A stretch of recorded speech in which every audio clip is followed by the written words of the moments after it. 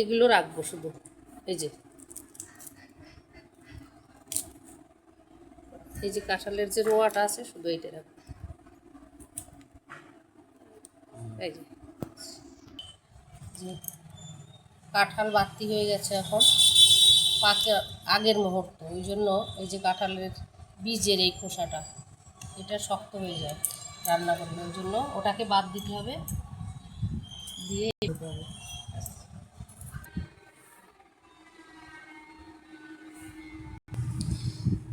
এখন চিংড়ি বাছা হচ্ছে, এই যে চিংড়িগুলো ছাড়ানো হচ্ছে।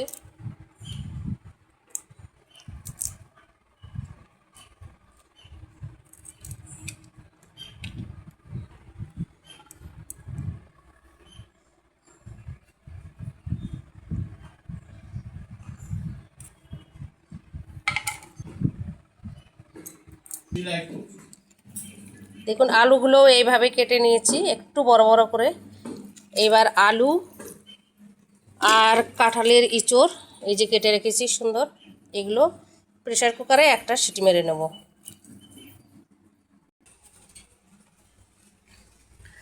অল্প একটু হলুদ দিয়ে দিয়েছি এর মধ্যে, এবারে জল দিয়ে দিই।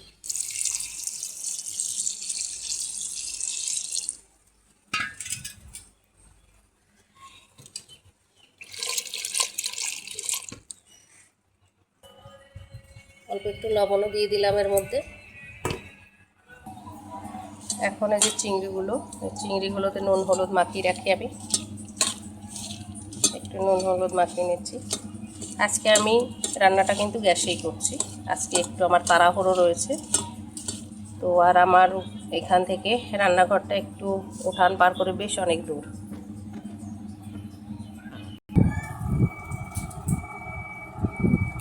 জিরা দিচ্ছি, আর এখানে কাঁচা লঙ্কা আর আদা আছে, এগুলো আমি এখন পেস্ট করে নেব।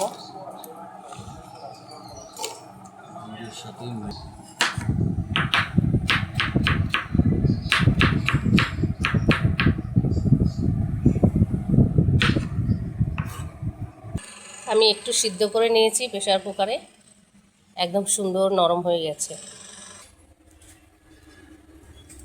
চিংড়িগুলো একটু ভেজে নিচ্ছি।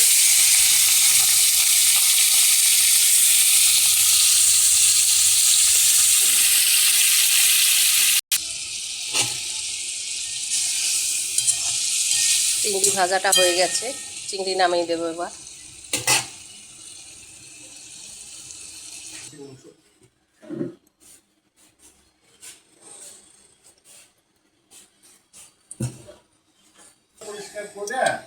একটু জিরা দিয়ে দিচ্ছি তেলে, তেজপাতা দিচ্ছি।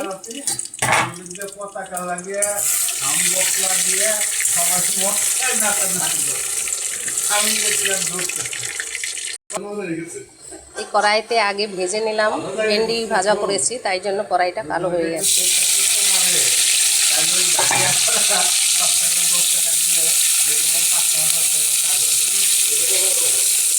পেঁয়াজ কুচি আর টমেটো কুচিটা আমি দিয়ে দিলাম। আজকে আমি খুব ইজিভাবে ইঁচড় রান্না করব, কেন আজকে হাতে টাইম একটু কম আছে। কাঁঠাল সিদ্ধ করার সময় কিন্তু আমি একটু লবণ দিয়েছিলাম, ওই কারণে এখানে অল্পই দিচ্ছি লবণ।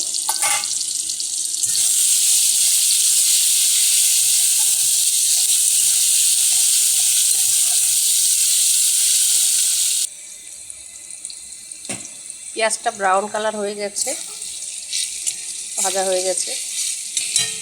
এবার আমি মশলা দিয়ে দিচ্ছি, আদা জিরে আর কাঁচা লঙ্কা।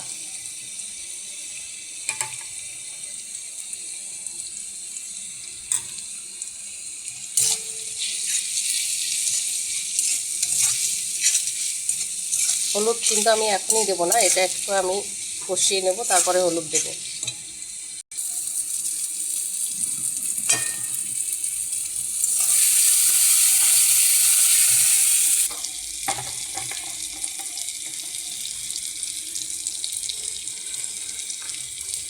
হলুদ দিলাম,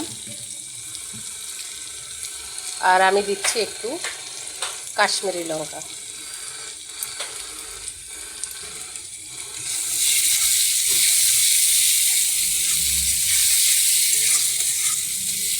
আজকের কাঁচা লঙ্কা একদম সবুজ, ওই জন্য কাশ্মীরিটা একটু বেশি দিলাম আমি, তাহলে রঙটা ভালো হবে।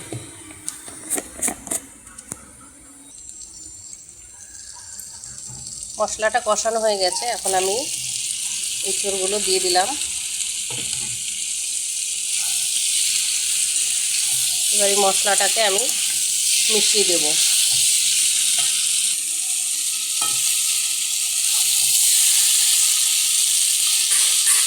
মশলাটা মেশানো হয়ে গেছে, এবার আমি জল দিয়ে দিই।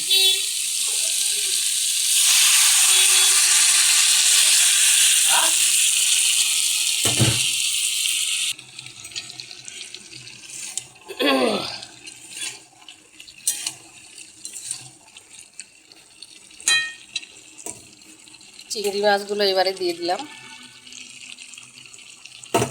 আর আমি দিচ্ছি একটুখানি চিনি।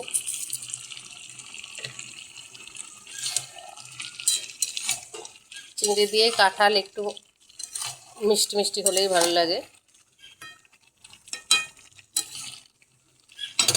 এবার আমি ঢেকে দেব।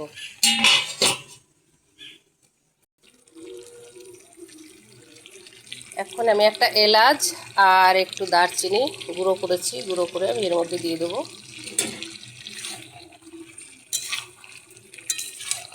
কেন আমার রান্নাটা প্রায় শেষের দিকে। আর যেটা আমি সবসময় করে থাকি সেটা হচ্ছে আলু, এই যে 1-2 পিস আলু আমি ম্যাশ করে দিয়ে দেবো।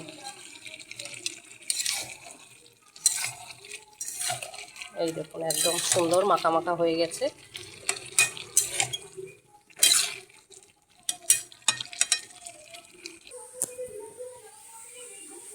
একটুখানি ঘি আমি দিয়ে দিলাম নামিয়ে।